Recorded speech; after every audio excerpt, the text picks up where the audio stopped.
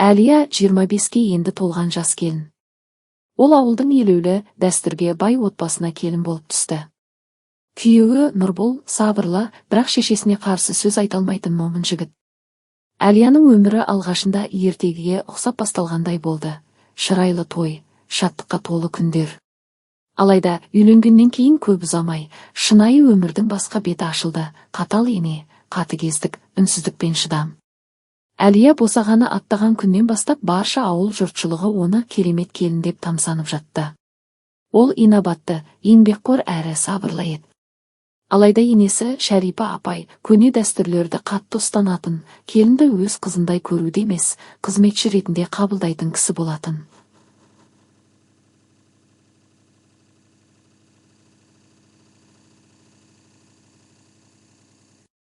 Ол үшін келін үйдің барлық ауыр жұмысын істейтін, сөзге келмейтін, көзге көрінбей жүретін адам.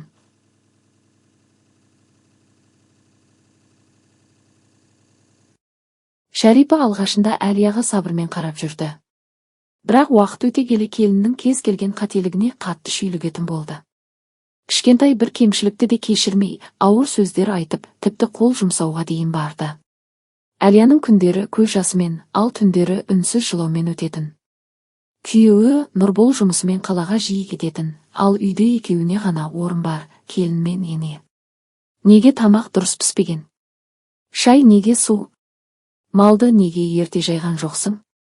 Деген сияқты себептермен Шәрипа жиі келінін ұрып-ұрсатын. Әлия үндемейтін. Себебі ол өз отбасын сақтап қалғысы келді. Ата-анасына айтуға ұялатын, себебі олар оның бақыты үшін барлық мүмкіндікті жасаған еді. Бір күні ауылдағы медбикенің көзі Әлияның көгерген қолына түсіп қалды. Ол жай ғана есіктің бұрышына соғып алдым деді. Бірақ медбике бәрін түсінді. Ол Әлиямен оңаша сөйлесіп, жан дүниесін ашуға тырысты. Бірнеше ай осылай өтті. Әлия енесінің қатыгездігін іште сақтап жүре берді. Бірақ ішкі күйзеліс денсаулығына әсер етіп, жүйкесі сыр бере бастады. Ол кітап оқуды бастады. Ішкі жан дүниесін сақтау үшін күнделік жаза бастады. Онда ол енесінің әрбір әрекетіне жауап ретінде өз ішкі ойларын теріп отыратын. Осылайша ол өз жанын өзі емдей бастады. Бірте-бірте ол рухани күшеюді үйренді. Қарсылықты ашумен емес, сабырмен жеңу жолын іздеді. Күндердің бір күнінде енесі Әлияны қатты соққыға жықты. Сол сәтте Нұрбол үйге келіп қалды. Ол осыған дейін ешқашан шешесіне қарсы келмеген еді. Бірақ сол күн бәрін өзгертті. Ол анасының бұл әрекетін көріп шошып кетті. Алғаш рет: «Мама, не істеп жатырсыз?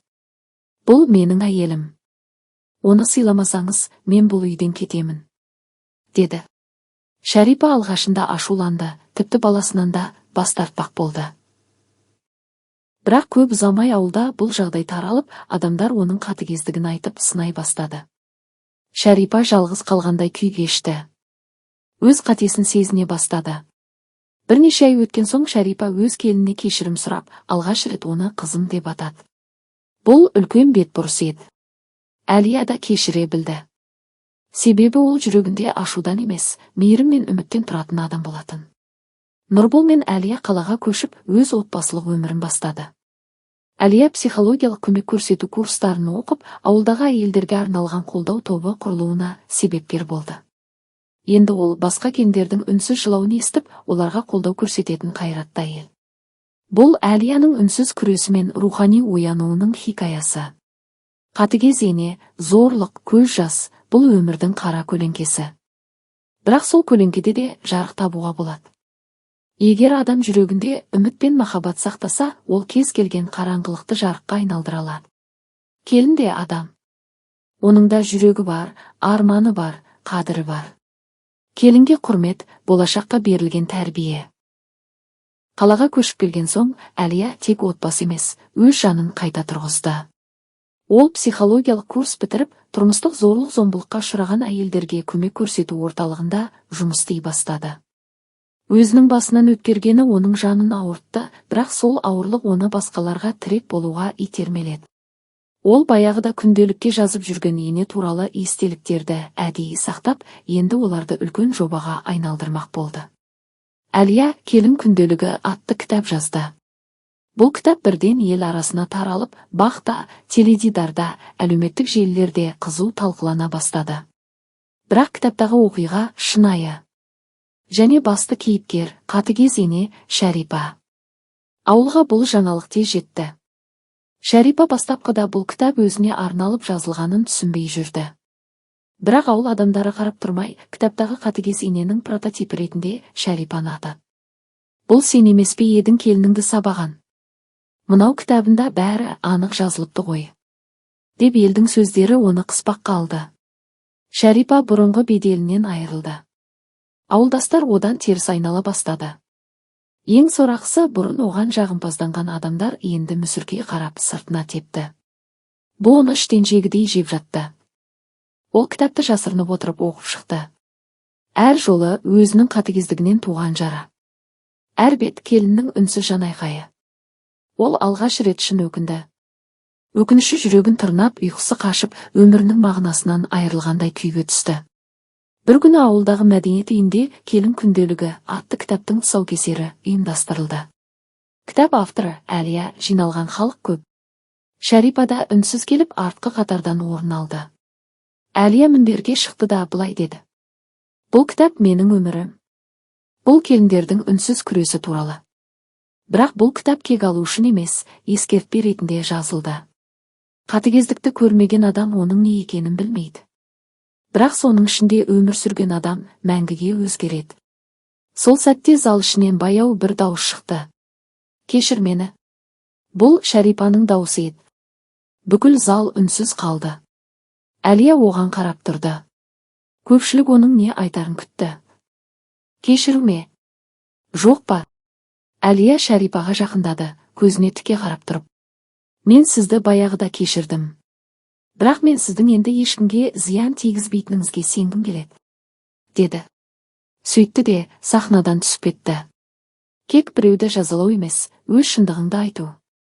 Әлияның кегі шындықты ашып, үнсіз қалған келіндердің атынан сөйлеу еді. Ол жеңді. Бірақ қанмен емес, сөзбен. Ашумен емес, даналықпен. Шәрипа болса өмірінің соңғы жылдарын сол жазылған шындықтың көлеңкесінде өткізді. Енді ол өз келініне қарап тұрып, тек өкінішті ғана сезінетін болды. Ол ешқашан бұрынғы абыройына қайта қол жеткізе алмады. Әрбір келін адамның баласы. Оның көз жасын елемеу, адамдықты жоғалту. Әділет үнсіздікпен өлмейді. Ол бір күні сөзге айналады. Ал сол сөз ең ауыр кек болуы мүмкін. Шәрипа кітап шыққаннан кейін өзгере бастады. Жоқ, бірден емес. Басында ол ашуға булықты. Бүкіл ауылға қарсы тұрғысы келді. Әр үйге кіріп: келінім мені әдейі масқаралады. Жазылғаны жалған. Мен оны қызымдай көрдім, деп ақталды. Бірақ ешкім оны тыңдағысы келмеді. Қазіргі ауыл бұрынғыдай емес. Жастар көзі ашық, әйелдер де үнсіз емес. Әлияның кітабы оларға да күш берген. Енді ешкім Шәрипаның сөзін құптамады. Қартайған ана ашуға булығып, жалғыз қалды. Кешкісін үйге келіп, пештің жанында жалғыз отыратын болды. Теледидарды қоспайды. Кітап ашпайды. Тек ойлармен күреседі. Мен расында сондай қатыгез болдым ба? Сол қыз неге бір рет келіп шын жылап сырын ашпады? Бәлкім мен де кінәлімін, бірақ мені түсінетін жан қалды ма? Бұл ойлар тыныштық бермейтін. Оның ашуы енді келініне емес, өзіне бағыттала бастады. Өз қателігін мойындау бұл да батырлық. Бірақ оған батылы жетер емес. Оның ішінде нағыз соғыс енді басталған еді. Шәрипа ауыл әкімшілігіне барып, жергілікті мәдениет үйіне хат жазды. Бұл кітап жалған, ауылымызды қаралады. Таралымын тоқтатыңдар. Алайда оның өтініші қабылданбады. Себебі кітапта ешкімнің аты жөні жазылмаған, ал мазмұны тұрмыстық зорлық-зомбылыққа қарсы үндеу ретінде бағаланған. Бұл одан сайын енесінің ашуын өршітті. Ол газеттерге, телеарналарға хат жазып, өзін ақтағысы келді. Бірақ бәрі үнсіз қалды. Тыныштық, дәл осы үнсіздік оның ішкі ашуын өлтіре бастады. Айналаның үнсіз мүсіркеуі мен елемеуі оның ашуынан да ауыр соққы еді. Бір күні Шәрипа жазда ауылда ұйымдастырылатын ана мен келін форумына барды. Бұл форум әйелдердің құқығын қорғауға арналған үлкен іс-шара болатын. Ол күтпеген жерден микрофон сұрап сахнаға шықты. Көпшілік тосылып қалды. Бәрі оның не айтатынын күтті. Шәрипа көзін төмен салып тұрып былай деді: мен осы жердегі көп аналар сияқты баламның бақыты үшін келінді қатаң ұстадым деп ойладым. Бірақ сол қаталдығым менің жалғыздығыма себеп болды. Мен келінімнің жазғанын оқыдым. Басында ашуландым. Өзімді ақтағым келді. Бірақ менің ішінде менің шын жеңілгенімді мойындадым. Егер менің атым келіннің жарасында қалатын болса, мен сол үшін кешірім сұраймын. Залда тыныштық орнады. Содан кейін бір әйел орнынан тұрып: сіз кешірім сұрадыңыз. Бұл ең үлкен ерлік, деді. Шәрипа кейін ауылда шағын үйірме ашты. Ол енді келіндерді емес, аналарды тәрбиелеуге кірісті. Қаталдық, тәрбие емес деген тақырыппен дәрістер өткізе бастады. Оның ашуы өз бағытынан адасып, өзін де, келінді де күйреткенін енді түсінді. Әлия бұл туралы естіп үнсіз жымиды. Ол кек алған жоқ. Ол шынайы өзгерісті тудырды. Шын ашу, өзіңе қарсы шығу. Шын кек өзгертуді бастау. Ене мен келіннің арасындағы бұл соғыс бір ұрпақтың екінші ұрпақты түсінуге үйрену жолы еді. Бірі үнсіз жылаумен күресті, бірі ішкі ашумен жаншылды. Бірақ соңында олар екеуі де адам болып қалды. Ал адамдық ең жоғары жеңіс.